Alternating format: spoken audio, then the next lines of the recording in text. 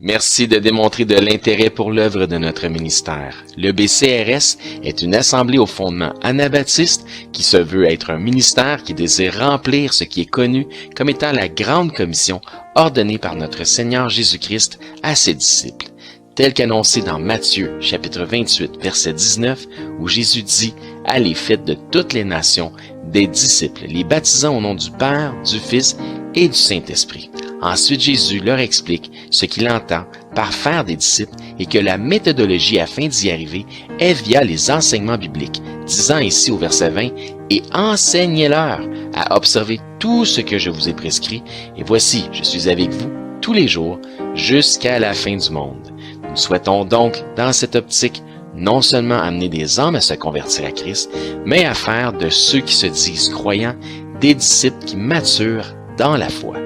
Nous nous efforçons donc toujours, aussi dans cette optique, d'enseigner les Écritures selon une saine doctrine biblique en suivant des règles de compréhension et d'interprétation strictes. Nous démontrons un immense respect, une entière révérence envers la sainte parole de Dieu, en nous assurant de ne pas lui donner des interprétations particulières, quitte à dénoncer les théologies et les hérésies malsaines qui sont, selon, des doctrines d'hommes. Si vous cherchez une assemblée qui peut vous amener à croître et à maturer dans la connaissance de la parole selon la simplicité de Christ, si vous acceptez et comprenez que parfois, afin de croître dans la foi, tout comme le Seigneur l'a permis pour son serviteur Job, il faut laisser à Dieu l'opportunité de renouveler notre entendement en nous confrontant à de nouvelles perspectives. Le ministère de l'EBCRS est probablement le type de ministère dans lequel vous pourriez trouver votre place. Nous vous invitons à nous rendre visite les dimanches matins à 10h30 sur la rive sud de Montréal, au 4405 rue Aurel à Saint-Hubert. Nous souhaitons que Dieu puisse vous bénir par ce message. Bonne écoute.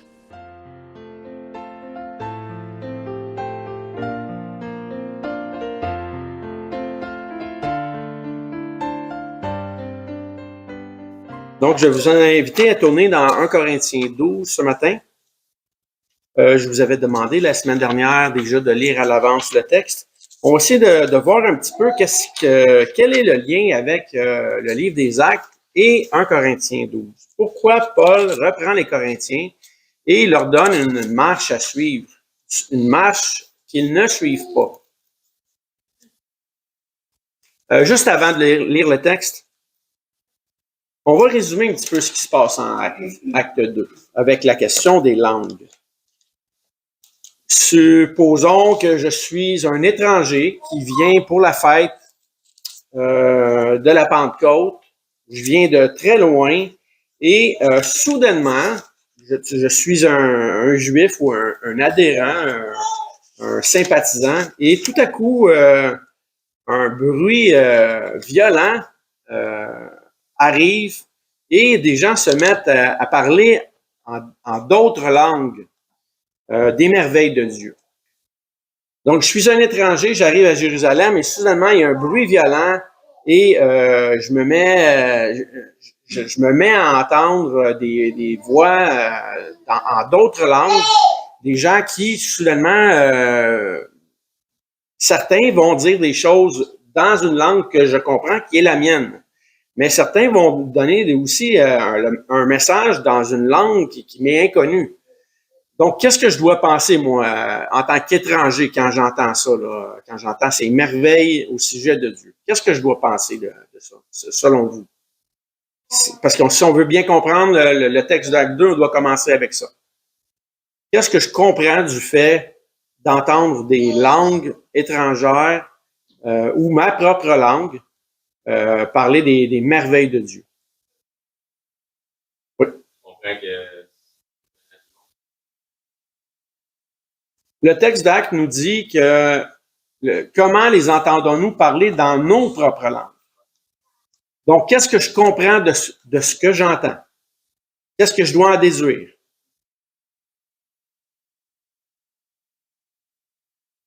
Ouais, parfait. On n'ira pas plus loin.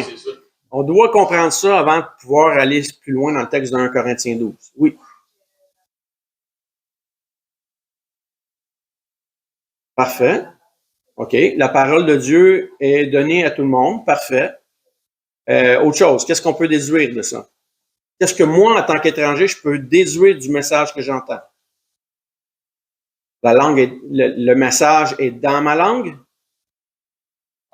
Dans ma langue locale? Oui.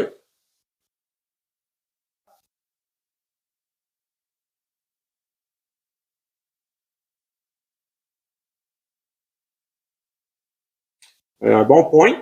Donc, si je ne comprends pas la langue étrangère, est-ce que je peux comprendre qu'il y a une harmonie avec le message que j'entends dans ma propre langue? Il y a peut-être une divergence. Par contre, j'entends réellement dans ma langue. Ça, c'est clair. Une langue intelligible, compréhensible, rien d'inconnu. Ce que j'entends maintenant dans ma langue, est-ce que j'ai besoin d'un traducteur? Absolument pas, parce que je le comprends. Dans une autre langue inconnue, comme Walter vient de dire, maintenant, est-ce que j'aurais besoin d'un traducteur? Parfait, exactement. Donc, est-ce qu'il y a un mystère là-dedans, là? Est-ce qu'il y a un mystère dans le fait d'entendre dans ma propre langue?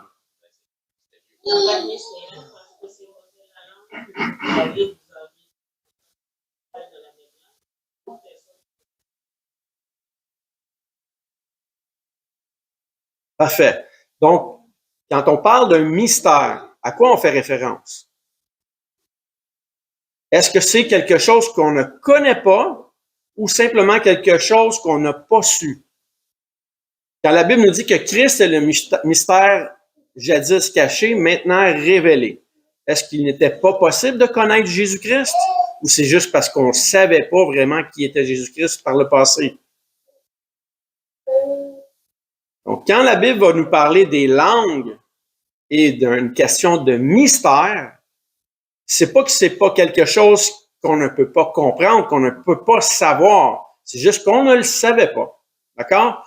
Donc, quand on va rentrer dans le texte tantôt d'un Corinthiens 12, gardez ça en tête. La question du mystère, Paul ne fait pas référence à quelque chose qui n'est pas su, mais simplement quelque chose qu'on ne comprend pas, qu'on doit avoir une traduction. D'accord? Donc, maintenant, on va aller lire 1 Corinthiens 12. Je vais vous demander de garder en tête ce que Paul dit au chapitre 14. Les langues ne sont pas un signe pour le croyant, mais un signe pour le non-croyant. D'accord? Aujourd'hui, le mouvement charismatique veut nous laisser croire le contraire, que c'est un signe pour le croyant. Paul affirme totalement le contraire. D'accord? Je vais déjà vous donner un petit aperçu. Le mouvement charismatique aujourd'hui est encore pire dans son interprétation que les Corinthiens à l'époque. D'accord? Donc, on va commencer chapitre 12, verset 1. Juste vous mentionner que au verset 1, le passage va nous parler de dons. Et au verset 4, Paul aussi va nous parler encore de dons. Je l'ai mentionné mercredi. La mention don ici qu'on voit traduite en français, Paul utilise deux mots différents. Au verset 1, la question du don fait référence à tout ce qui est spirituel, donc ce qui est poussé par le Saint-Esprit ou soufflé par le Saint-Esprit. Et au verset 4, il fait référence aux dons de charisme, aux dons de grâce, qui sont simplement dans la main de Dieu, donnés aux croyants. En fait, les dons d'esprit qu'on connaît là, et qu'on va détailler. Donc, ce qui est spirituel au départ, au verset 1. Pour ce qui concerne les dons spirituels, je mentionne ici, il ne fait pas référence directement aux dons de l'esprit. Je ne veux pas, frères, que vous soyez dans l'ignorance. Pourquoi leur dit-il qu'il ne veut pas qu'ils soient dans l'ignorance? Parce qu'il y en a qui sont ignorants. Il y a des choses là-dedans qu'ils ne comprennent pas bien. Vous savez, lorsque vous étiez païens, vous vous laissiez entraîner vers les idoles muettes, selon que vous étiez conduits. C'est pourquoi je vous déclare que nul, s'il parle par l'Esprit de Dieu, ne dit « Jésus est anathème » et que nul ne peut dire « Jésus est le Seigneur » si ce n'est par le Saint-Esprit. On parle du réel Seigneur ici. On ne parle pas de quelqu'un qui inventerait un faux Jésus. Verset 4. En fait, Paul vient tout simplement de résumer la base de la foi. Donc, parce que vous avez cru, maintenant, cherchez ce qui est spirituel. Verset 4. Maintenant, il parle réellement des dons spirituels et des dons des langues qu'on va voir. Il y a diversité de dons, mais le même esprit. Diversité de ministères, mais le même Seigneur. Bénédictin nous a dit tantôt le même esprit. Hein? Verset 6. Diversité d'opérations, mais le même Dieu qui opère tout en tous. Or, à chacun, la manifestation de l'esprit est donnée pour l'utilité commune. Pas pour votre don personnel, pas pour votre propre édification, pour l'édification commune. Et si vous êtes charismatique et que vous entendez ça à la maison, mettez l'emphase sur ce verset-là, parce que si vous ne le mettez pas, vous déformez complètement le contexte et vous déformez l'enseignement de ce que Paul est en train de dire. Donc, l'utilisation commune, c'est le but de tous les dons. D'accord? Verset 8. En effet, à l'un est donné par l'Esprit une parole de sagesse, à un autre une parole de connaissance, selon le même esprit, à un autre la foi par le même esprit. Quand ça parle de la foi ici, ça ne parle pas juste le fait de croire. C'est un don de foi additionnel à la foi. Donc, une foi qui ferait en sorte que parmi les chrétiens, vous pourriez vous distinguer dans un moment d'épreuve, un moment de tentation, où vous êtes inébranlable alors que les autres peut-être sont chancelants. Donc, vous pouvez les encourager. D'accord? Mais je veux vraiment mettre l'emphase aujourd'hui sur la question des dons de langue. Je ne veux pas rentrer dans le détail de chacun des dons. À un autre, le don de guérison par le même esprit. À un autre, le don d'opérer des miracles. À un autre, la prophétie. La prophétie. À un autre, la diversité des langues. À un autre, l'interprétation des langues. Un seul et même esprit opère toutes ces choses, les distribuant à chacun en particulier comme il veut. Donc, c'est un beau texte, n'est-ce pas? Maintenant, allons voir un petit peu, je vais te revenir tantôt. Allons voir un petit peu, Olivier, je vais te demander à mettre la diapositive à l'écran. Allons voir un petit peu ce que la Bible nous définit elle-même comme étant des dons. Là, on a vu les dons de charisme ici dans la dernière partie, à partir du verset 4. Allons voir ce que la Bible définit comme dons dans plusieurs passages de la Bible. En Isaïe, Isaïe fait une liste de 7 dons. Le don de sagesse, discernement, conseil, force, connaissance, piété, la crainte du Seigneur. En fait, le respect, là, pas la peur du Seigneur. Dans 1 Corinthiens 12, comme on vient de voir, parole de sagesse, parole de connaissance, don spécial de la foi et non la foi salvifique, don de guérison, miracle, prophétie, discernement des esprits et le don des langues.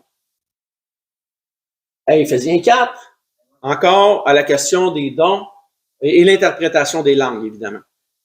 Dans Éphésiens 4, le texte nous dit qu'il est aussi un don pour l'Église, les apôtres, donc les 12, les prophètes, on y reviendra plus tard, ceux qui maîtrisent les Écritures, dans le contexte, d'accord? On ne parle pas des prophètes de l'Ancien Testament ici, des évangélistes, des pasteurs, enseignants et diacres, d'accord? Dans Galates, encore une autre liste de dons. En fait, le fruit de l'esprit. L'amour, la joie, la paix, la patience, la bonté, la bienveillance, la foi, la douceur et la maîtrise de soi. Donc, je vous pose la question, pourquoi nos chers amis charismatiques mettent tant d'emphase sur la question des dons de l'esprit, alors que la Bible nous donne un sommaire de tout ce qui est précieux pour l'Église, un don donné de Dieu? Est-ce que cette liste-là n'est pas merveilleuse? Elle est merveilleuse. merveilleuse, incomparable, riche, puissante. D'accord? Aucun don de charisme ou les dons de grâce qu'on a lus tout à l'heure du verset 4 à 7 dans 1 Corinthiens 12 ne sont plus grands que le fruit de l'esprit. Aucun. D'accord? Donc, la liste que vous voyez ici à votre droite, là, l'amour, la joie, la paix, la douceur, la tempérance et tout, là, c'est supérieur même aux dons de charisme dans 1 Corinthiens 12. On va continuer parce que probablement qu'il n'y a pas assez de dons encore dans la liste pour nos amis charismatiques. Continue, déroule un petit peu la liste, s'il te plaît. Oui, ici dans l'autre graphique. Encore ici, dans Exode, il y a une autre liste de dons. Comme si c'était pas assez. Exode 31, verset 3 et Exode 35, verset 31. Ça nous dit que la sagesse est un don, le discernement et ainsi que la connaissance. Dans Romains 12, 6 à 8, ça nous parle du service. Ça nous dit que le don de prophétie, selon l'analogie de la foi, ou le ministère de la parole, est aussi un don. Que l'enseignement, l'encouragement, l'exhortation, la générosité, la libéralité, la présidence, celui qui le fait avec diligence, la miséricorde, celui qui le fait avec bienveillance. Une autre belle liste de dons dans le service. Maintenant, on va voir encore 1 Corinthiens 12, verset 28. Le passage nous dit encore, répète encore une fois, que les apôtres, les 12, sont un don pour l'Église.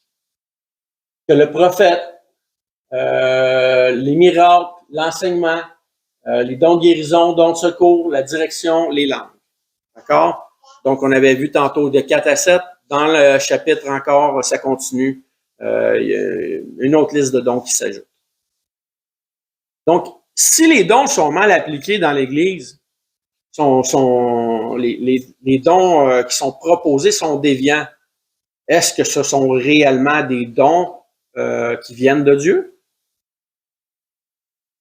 Ils ne viennent pas de Dieu. Ils viennent de l'homme. Ils sont déformés. Les dons sont simplement dons de Dieu quand ils sont bien appliqués. Donc, pourquoi Paul reprend les Corinthiens?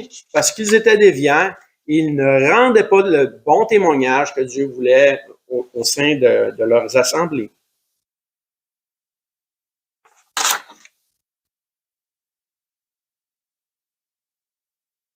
Dieu avait déjà dit qu'il était pour s'exprimer par des hommes d'une autre langue. On l'a vu dans une précédente étude.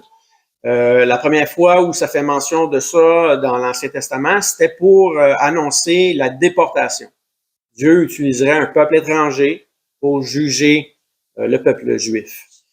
Paul va reprendre ce même passage au chapitre 14 pour l'appliquer à ce qui se passe à la Pentecôte.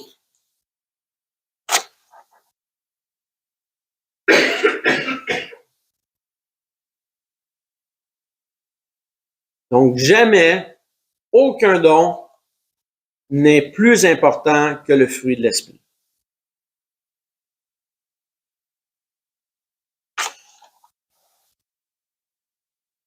Il est tout à fait déraisonnable par le mouvement charismatique de mettre autant d'emphase simplement sur les dons mentionnés au chapitre 12 ou au chapitre 14. Tout don est inutile hors de la vérité. Rien n'empêcherait une personne sans don de marcher dans la vérité selon le fruit de l'esprit. Donc, le mouvement charismatique, souvent, veut nous laisser croire que le baptême de l'esprit vient du fait de posséder des dons. C'est absolument faux. Le baptême de l'esprit vient du fait d'avoir cru, d'avoir confessé Jésus-Christ. Et même si vous n'aviez aucun don, vous pouvez absolument manifester le fruit de l'esprit. Les dons de charisme sont un complément à la bonne marche de l'Église pour faire valoir l'Évangile et non quelque chose à mettre avant la doctrine et l'amour. L'orgueil ne conjugue jamais le verbe aimer. Donc, si vous pensez manifester des dons de l'esprit, principalement les dons de charisme, hors de la vérité, vous n'agissez pas dans l'amour. Paul va même le spécifier quand il dit à la fin du chapitre 12, je vais vous montrer une voie par excellence. Il pointe à l'amour dans la vérité et non simplement à ce que on pourrait convenir comme étant un amour convenable. L'amour est toujours simplement dans la vérité. Donc, on va continuer le chapitre pour être certain de rien manquer. On était rendu au verset 12. Quand le corps est un et a plusieurs membres, et comme les membres du corps, malgré leur nombre, ne forment qu'un seul corps, ainsi en est-il de Christ. Pourquoi est-il vraiment tout à coup, après avoir parlé des dons, pourquoi le parle-t-il ici du corps qui est uni là, d'un membre à l'autre? Parce que les Corinthiens devaient être unis dans la vérité, ce qui n'était pas en ce moment. Les Corinthiens appliquaient de façon déviante les dons et s'en vantaient en se disant « moi j'ai un don ». Ça ne rencontrait pas la raison du don, puisque ce qu'on a vu tantôt au verset 7, c'est que la raison du don, c'est pour l'utilité commune. Paul va faire un long parallèle ici avec la question du corps, justement pour prouver que le corps, l'ensemble de l'Église, doit être uni dans la vérité. Continuons au verset 13. Nous avons tous en effet été baptisés dans un seul esprit pour former un seul corps. Si nous avons tous été baptisés dans un seul esprit, pourquoi y aurait-il besoin d'un autre baptême du Saint-Esprit? C'est complètement fou. Nous avons été baptisés dans un seul corps, soit juifs, les juifs croyants évidemment, soit grecs, les grecs croyants, soit esclaves, soit libres, et nous avons tous été abreuvés d'un seul esprit. Ainsi, le corps n'est plus un seul membre, mais il est formé de plusieurs membres. Donc, il y a différentes fonctions. Si le pied disait « parce que je ne suis pas une main, je ne suis pas du corps », ne serait-il pas du corps pour cela? Et si l'oreille disait « parce que je ne suis pas un œil, je ne suis pas du corps », ne serais-je pas du corps pour cela? Si tout le corps était œil, où serait l'ouïe? S'il était tout ouïe, où serait le drap? Maintenant, Dieu a placé dans chacun des membres dans le corps comme il a voulu. Si tous, encore là, il parle du corps, mais son but, c'est pas de parler du corps. Son but, c'est de parler des dons. Donc, Dieu a placé même des dons dans le corps, dans l'Église, comme il a voulu, pour l'utilité commune. Verset 19, excusez-moi. Si tous étaient un seul membre, où serait le corps? Maintenant, il y a donc plusieurs membres et un seul corps. L'œil ne peut pas dire à la main, je n'ai pas besoin de toi, ni la tête dire aux pieds, je n'ai pas besoin de vous. Mais bien plutôt, les membres du corps qui paraissent être les plus faibles sont nécessaires. Encore là, pourquoi parle-t-il des membres les plus faibles? Parce que même les dons qui pouvaient être méprisés par certains en disant « Ah, celui-là, ce don-là est moins important que, disons, le don de guérison », ben, ne le méprisez pas, parce qu'il est important. Entre autres, le don des langues était réellement important pour l'Église de l'époque. Encore une fois, rappelons ce qu'il dit au chapitre 14. Le don des langues n'est pas un signe pour le croyant, mais pour l'incroyant. Continuons. On était rendu au verset 23. Donc, les membres, ceux que nous estimons être les moins honorables du corps, nous les entourons d'un plus grand honneur et nos membres les moins honnêtes reçoivent le plus d'honneur. Ici, quand on parle d'honnête, honorable, Paul n'est pas en train de dire qu'il y a des membres qui sont pas honorables. Il fait juste mentionner qu'il y a des membres qui sont peut-être négligés, mais qui sont quand même importants. Par exemple, le cou. On va dire le cou. Dans une belle journée d'hiver froide, on va entourer de soins notre cou parce que on sait qu'il est fragile, puis on veut pas qu'il soit qu'il attrape froid, qu'il apporte la maladie. Par contre, dans une journée de froid, si on sait pour la même période de temps, on passe 10 minutes à l'extérieur, ben peut-être qu'on couvrira pas notre pouce parce qu'il est capable quand même de garder sa chaleur ou de tolérer le froid mieux que le cou pourrait le faire. Donc, Paul ici va mettre encore le soin sur le corps pour prouver que les dons sont importants et qu'on ne doit pas mépriser un don au détriment de l'autre. Donc, je le répète, le don des langues était réellement important. Donc, là, il disait donner plus d'honneur à un membre qui en manquait. Et au verset 25, il dit, afin qu'il n'y ait pas de division dans le corps, mais que les membres soient également, aient également soin les uns des autres. Et si un membre souffre, tous les membres souffrent avec lui. Si un membre est honoré, tous les membres se réjouissent avec lui. Vous êtes le corps de Christ et vous êtes ses membres, chacun pour sa part. Donc, chacun est membre du corps avec ou sans don. Et Dieu a établi dans l'Église, premièrement, des apôtres, secondement, des prophètes, troisièmement, les docteurs qui sont les anciens. Ensuite, ceux qui ont le don de miracle, puis ceux qui ont le don de guérison, de secourir, de gouverner, de parler d'autres langues. Dans la liste qu'on vient de voir ici, lequel est le plus important des dons? Parce que le passage nous dit que Dieu a établi dans l'Église, premièrement. Donc, le don le plus important serait les apôtres, les 12 apôtres. Et quel est le don le moins important dans la liste qu'on vient de lire ici? Parce que c'est vraiment dans une séquence. Le don des langues serait le don le moins important. Donc, nos amis charismatiques, encore, qui mettent une si grande importance au don des langues, je lisais le passage. Verset 29. Tous sont-ils apôtres? La réponse étant non, tous ne sont pas des 12 apôtres. Tous sont-ils prophètes? Non. Tous sont-ils docteurs ou anciens? Non. La liste est quand même assez compliquée dans 1 Timothée 3. Tous ont-ils le don de miracle? Est-ce qu'il y en a un ici qui a un don de miracle? Moi, j'en connais aucun. En 35 ans de vie chrétienne, j'en ai connu aucun. Et si mes amis charismatiques veulent me laisser savoir qu'ils connaissent quelqu'un qui a le don de miracle, et s'il vous plaît, là, peu importe où il est sur la planète, moi, je suis prêt à payer 50 000 $ en argent comptant. Je veux qu'il vienne ici, puis on va aller à l'hôpital à Montréal. Je veux qu'avec son don de miracle, il puisse sortir tous les malades de l'hôpital. C'est exactement ce que Jésus faisait. Il guérissait la foule en entier.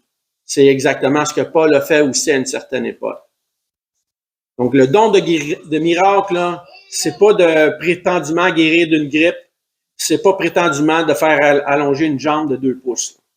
Un don de miracle, c'est de guérir tous ceux qui sont malades. Maintenant, je ne suis pas en train de dire que Dieu ne fait pas de miracle. Entendez-moi bien. Mais le don de miracle, c'était de guérir tous ceux qui étaient malades. On continue. Tous ont-ils le don de guérison? Non. En fait, je viens de faire une petite... j'ai coupé court la question des miracles, la question des guérisons, là, c'était différent. J'ai confondu avec le don de guérison des gens partant. Le don de miracle pouvait s'étendre au-delà de la question de la maladie. Par exemple, ce qu'on voyait dans l'Ancien Testament avec Ésaïe qui avait rempli les cruches d'huile pour la veuve, ça pourrait être qualifié comme un miracle. Et on arrive à notre question. Tous parlent-ils en langue? Hein? Non, hein? Ben non. C'est bien aux Corinthiens que Paul dit ça, hein? Tous parlent-ils en langue? Non, non. Quand mes amis charismatiques disent « Ah oui, il faut que tu parles en langue », Paul, qu'est-ce qu'il dit? Il dit « Non, tous ne parlent pas en langue et tous n'ont pas à avoir le don de parler en langue. » D'accord? Tous interprètent-ils les langues? Non. Et les langues, c'était des langues humaines, hein? Dans Acte 2. On va aller voir tantôt un autre passage qui sème encore la confusion. Verset 31. Aspirez aux dons les meilleurs. Je vais encore vous montrer une voie par excellence. Et là, il va nous parler au chapitre 13 de l'amour. L'amour dans les dons. D'accord? Pas l'amour au sens général. Il précise l'amour dans les dons. Pourquoi le verset 31 nous dit aspirer aux dons les meilleurs? Pas parce qu'il n'y a pas parce que les dons ne sont pas tous bons, mais parce qu'il y a des dons qui sont plus utiles. Et dans la liste qu'on a vue à partir du verset 28, le don le plus important, c'était le don d'être apôtre. Donc, c'était pas accessible à tout le monde, c'était simplement limité aux 12. Par contre, dans la liste, si on la continuait, à l'exception des hommes dons qui sont mentionnés, la question des dons de charisme ont une importance là, qui est graduelle. Donc, le don de prophétie était le don le plus important.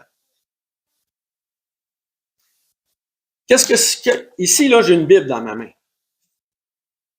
Comment ça s'appelle, ce livre-là? Ça s'appelle une Bible, évidemment.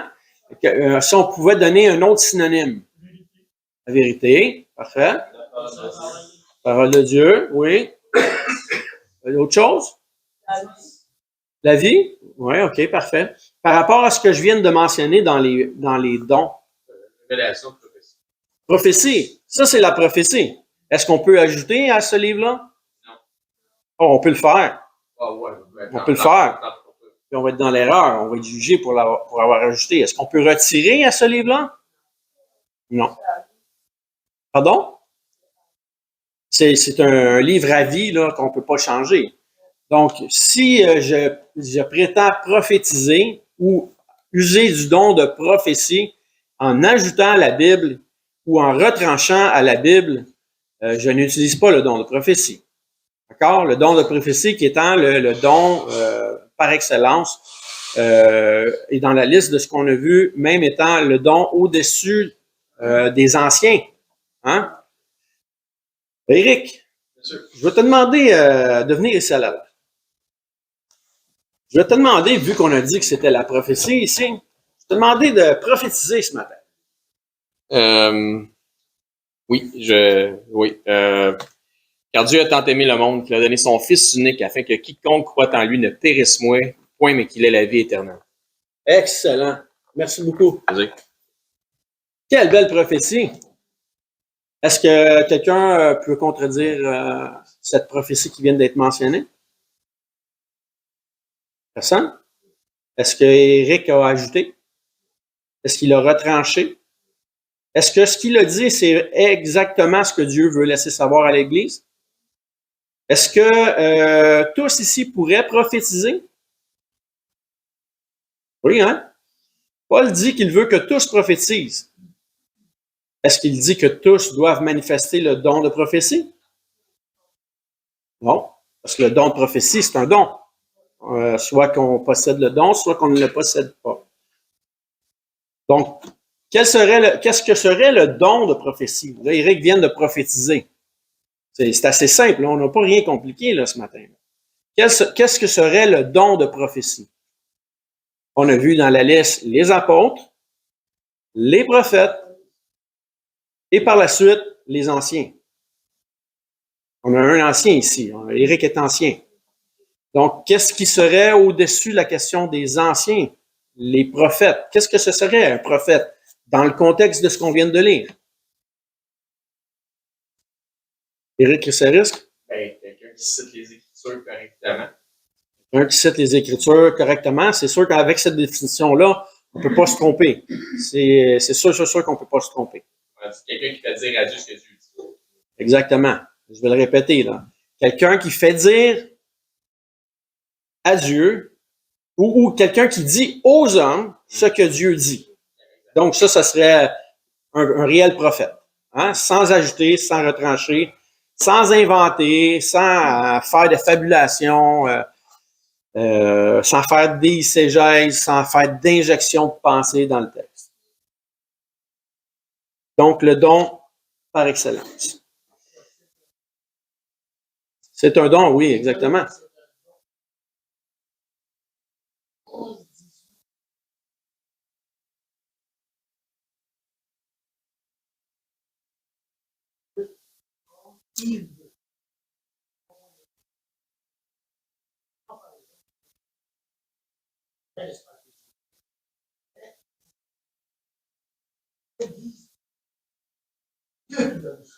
Oui, exactement. C'est très, très bien résumé. Donc, Dieu donne le don de prophétie, OK? Qui se limite aux Écritures.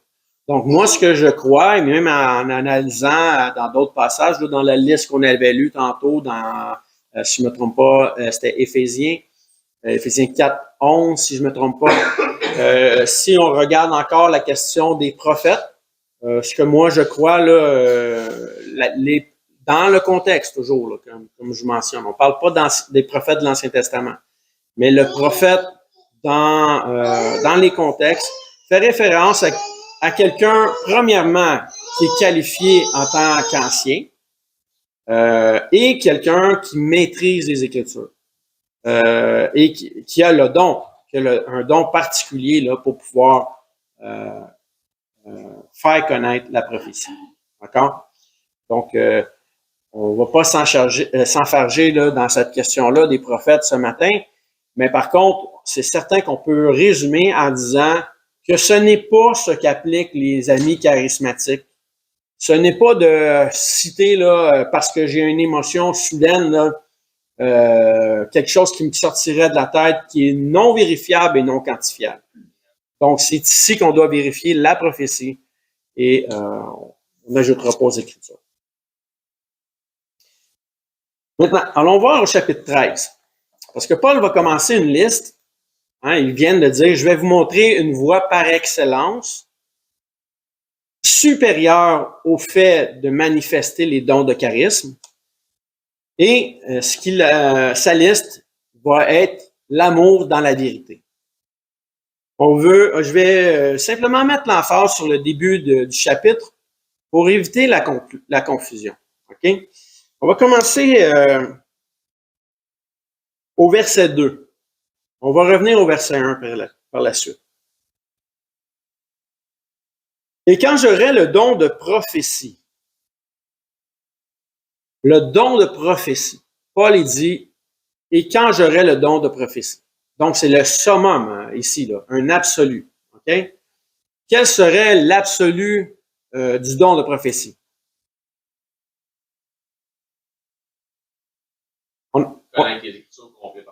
Connaître les Écritures au complet par cœur, hein? Ou connaître la pleine volonté de Dieu sur toute chose, même au-delà de ce que les Écritures nous révèlent. Parce que c'est sûr qu'on ne connaît pas encore tout ce qui se passe au ciel, mais Dieu, lui, le sait. Donc, même si j'avais le don de prophétie à son maximum, que dit Paul? En fait, on va continuer le passage. Paul, on va tirer la conclusion après de ce que Paul mentionne. Et quand j'aurai le don de prophétie à son maximum, là, pratiquement pour l'homme une impossibilité, la science de tous les mystères et toute la connaissance, quand j'aurai même toute la foi jusqu'à transporter des montagnes, si je n'ai pas la charité, je ne suis rien. Paul est-il en train de dire qu'il est possible d'avoir toute la connaissance, d'avoir humainement, là, d'avoir de posséder tous les mystères, de posséder à son plein maximum la prophétie? Il n'est pas en train de dire ça. Il n'est pas en train de dire que c'est possible. Allons voir le verset 1. Quand je parlerai les langues des hommes, est-ce possible de parler toutes les langues des hommes? Il y en a 13 000 et il y en a beaucoup qui se sont perdus. Je pense que j'ai fait une petite erreur, je crois que c'est au-dessus de 7 000. 7 000 langues et dialectes et plusieurs autres qui se sont perdus. Là. Donc, pas possible de parler toutes les langues des hommes. Paul dit, et même si je parlais les langues des anges, est-ce qu'il dit ici qu'il est possible de parler les langues des anges? Est-ce qu'il dit aussi qu'il y a une langue des anges? Dans ce qu'on a lu au verset 2, est-ce qu'il disait que c'était possible ou impossible? Le verset 2, est-ce que Paul dit que c'est possible de posséder toute la connaissance, toute la science, tous les mystères? Non. Est-ce qu'il dit que c'est possible de parler toutes les langues des hommes, toutes les langues des anges? Est-ce qu'il dit qu'il y a même des langues des anges? Je ne sais pas ce qu'il est en train de nous dire. Il pointe à une impossibilité. Donc, quand nos amis charismatiques sont en train de nous dire qu'ils parlent les langues des anges, est-ce que vraiment c'est ce que Paul est en train d'enseigner? Absolument pas. Qu'est-ce qui se passe en acte 2? Est-ce que c'est la langue des anges ou la langue des hommes? Langue des hommes. Langue des hommes. Donc, c'est facile de prendre les Écritures et leur faire dire ce qu'ils ne disent pas. Paul met l'emphase sur une liste d'impossibilités pour mettre à son maximum l'amour qui doit être manifesté dans l'Église. Ce qu'il dit, c'est simplement pratique. Il est en train de le dire, mes frères, mes sœurs, vous n'appliquez pas bien ce que le Seigneur vous a donné. Soyez donc charitables les uns envers les autres et manifestez le don correctement comme Dieu l'a donné. Verset 3. Quand je distribuerai tous mes biens pour la nourriture des pauvres, quand je livrerai même mon corps pour être brûlé, si je n'ai pas la charité, cela ne me sert de rien. Encore là, il ne dit pas que c'est possible de faire ça. Il dit juste que la charité, c'est ce qui rend toutes ces choses-là utiles. La charité est patiente, elle est pleine de bonté. La charité n'est point envieuse. La charité ne se vante pas. Elle ne s'enfle point d'orgueil. Et c'est malheureusement ce que faisaient les Corinthiens avec la question de leur don. Et même avec le don des langues. La charité ne fait rien de malhonnête. Elle ne cherche point son intérêt. Elle ne s'irrite point. Elle ne soupçonne point le mal. Elle ne se réjouit point de l'injustice, mais elle se réjouit de la vérité. Elle excuse tout, elle croit tout, elle espère tout, elle supporte tout. La charité ne périt jamais. Les prophéties.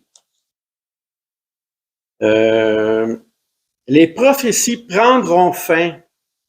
Les langues, le don des langues qu'il est en train de parler, cesseront. La connaissance disparaîtra. Est-ce que ça veut dire qu'un jour, on ne connaîtra rien? C'est pas ce que Paul est en train de dire. Il dit juste que la connaissance, la prophétie, les langues, il y a un temps où cela va arrêter.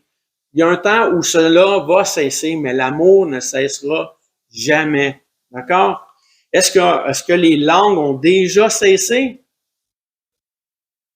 Certains vont dire que oui, certains vont dire que non. Ceux qui disent que non, moi, je veux bien vous donner le bénéfice du doute. Mais il faut absolument que ce soit appliqué comme la Bible nous le dit. Premièrement, dans l'amour. Deuxièmement, dans des langues d'hommes. Des langues compréhensibles, puisque le don des langues n'est pas un signe pour le croyant, mais un signe pour le non-croyant. Donc, des églises qui s'édifient là, simplement en mentionnant un jargon qui n'est pas compréhensible, ça ne rencontre pas le don, la raison des dons. Ça ne rencontre absolument pas la raison pourquoi Dieu avait donné ces dons-là. Et ça ne rencontre pas non plus la question de l'Évangile, la propagation du message. Donc, si vous prétendez parler en langue, il faut absolument que ce soit des langues d'hommes, compréhensibles dans une langue quelconque. Paul dit qu'il parle en langue plus que tous les Corinthiens. Et on verra le chapitre 14 dans une autre leçon, là. Paul apporte encore d'autres corrections sur la question du don des langues, mais encore là, le don des langues devait édifier l'ensemble des auditeurs et il devait y avoir une traduction ou en fait une interprétation de ce qui avait été dit. Sinon, Paul dit de se taire, de ne pas même utiliser le don. D'accord? Donc, dans ce qu'on a lu du chapitre 12 et 13 jusqu'à présent, quel est le summum ou le message le plus important que soutient Paul face aux Corinthiens? Qu'est-ce qu'il a mis en avant-plan le plus? Charity, l'amour. D'accord? Donc, il n'a pas mis en évidence les dons de miracles. Il n'a pas mis en évidence la prophétie. Il a mis en évidence la voie par excellence, qui est l'amour. D'accord? C'est celle-là qui édifie le plus et c'est celle-là qui devrait être incontournable. Donc, je demande pardon, mes frères charismatiques, si je vous ai fâché d'une quelconque façon par le message de ce matin. Ce n'est absolument pas mon but. Mon but, c'est de vous aimer le mieux possible dans la vérité. C'est de vous être utile, c'est de vous aider à grandir, c'est de vous aider à pouvoir comprendre ce que les Écritures enseignent et de pouvoir les appliquer correctement. Par contre, je ne vais pas me repentir de soutenir ce message-là, puisque c'est la prophétie et c'est ce que Dieu veut nous laisser connaître. D'accord? Walter, tu avais une question?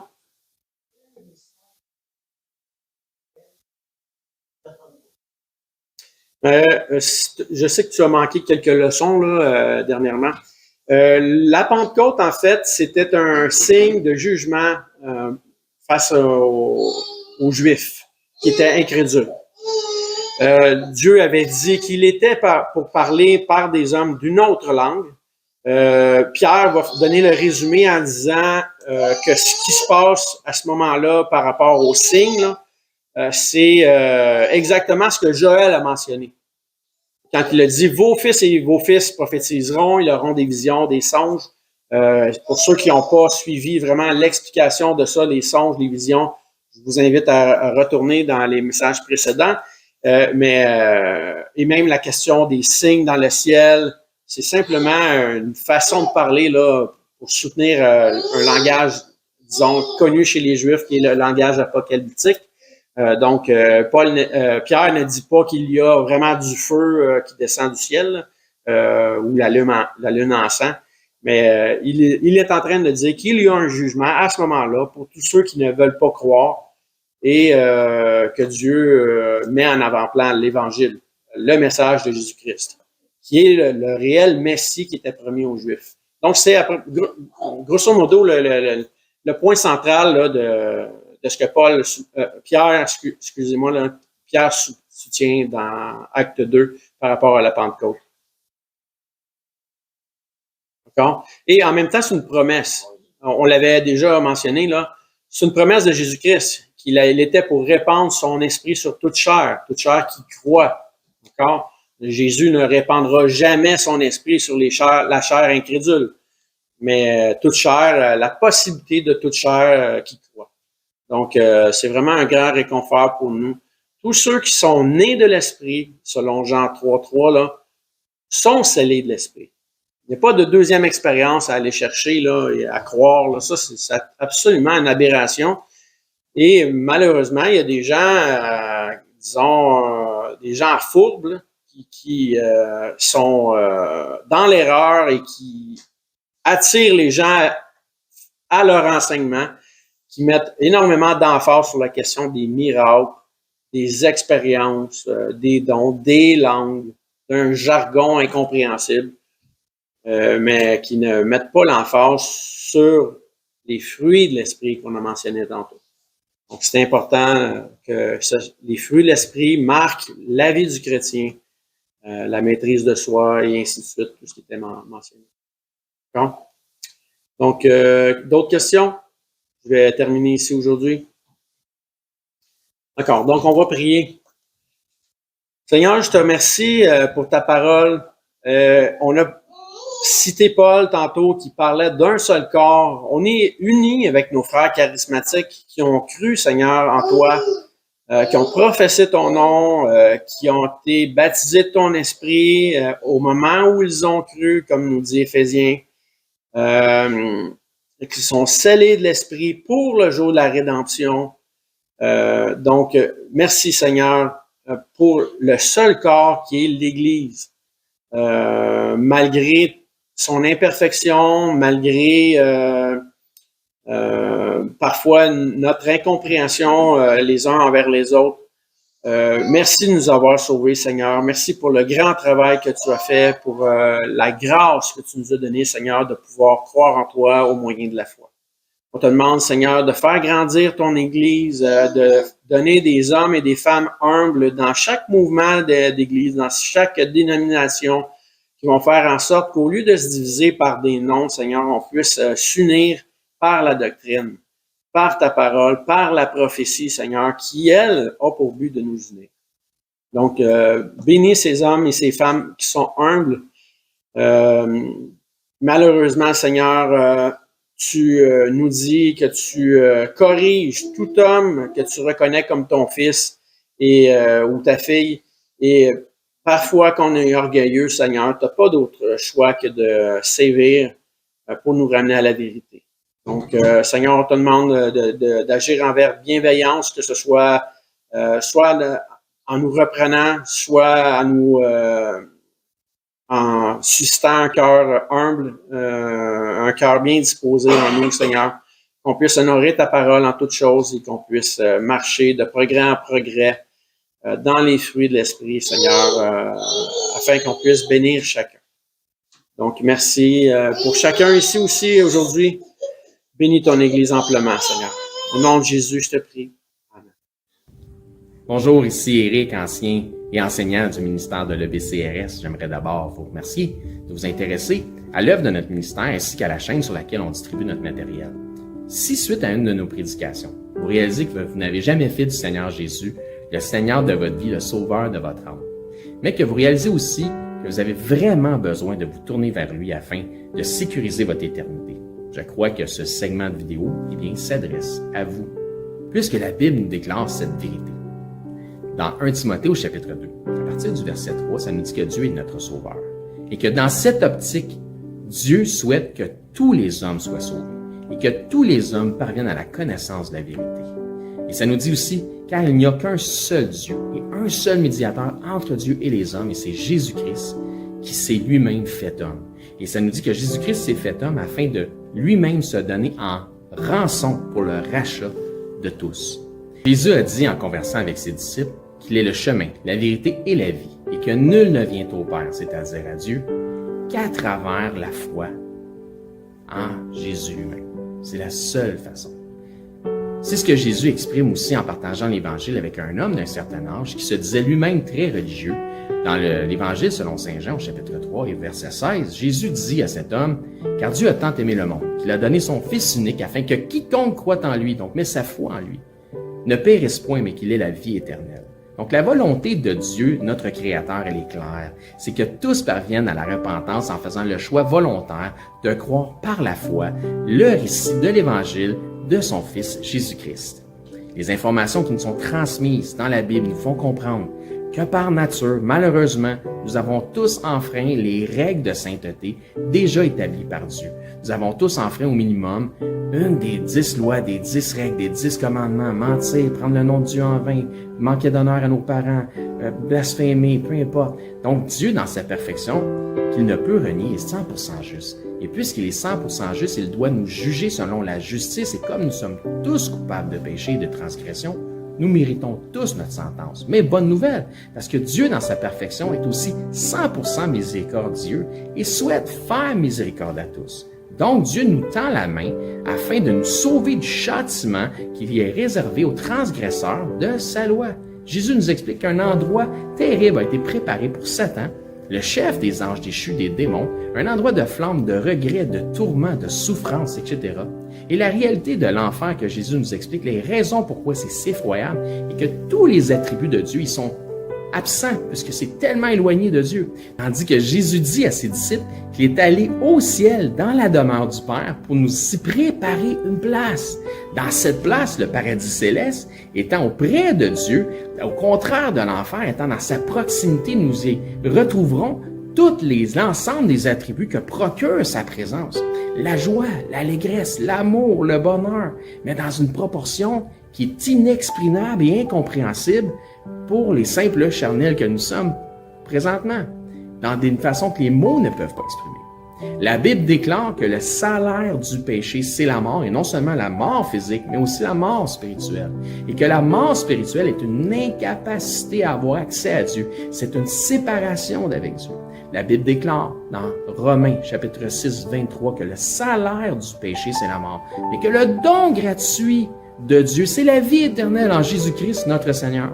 La vie éternelle est donc un cadeau que Dieu vous fait, qui est accessible pour tous, dans la mesure où chacun accepte de recevoir ce cadeau. Donc, tel un cadeau qui nous est offert, la réalité représente que nous n'avons pas d'effort ou d'œuvre à faire utile pour recevoir ce cadeau. Sinon, ça ne serait pas un cadeau, mais ce serait un dû.